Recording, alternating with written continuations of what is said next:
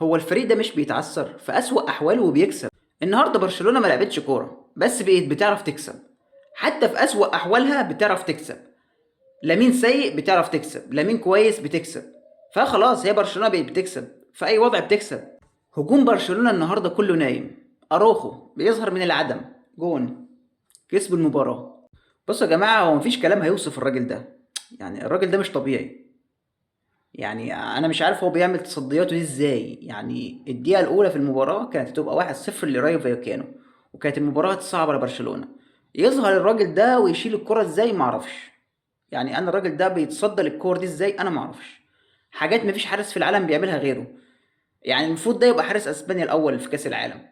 مفيش جدال، لا تقول لي سيمون ولا بتاع، هو ده حارس اسبانيا الاول. حارس خرافي، حارس عملاق، حارس زي ما بيقول الكتاب حرفيا. انا كنت مستني الراجل ده يعمل حاجه قدام برشلونه النهارده كعادته يعني. لكن النهارده فاجئني، ما لعبش كوره.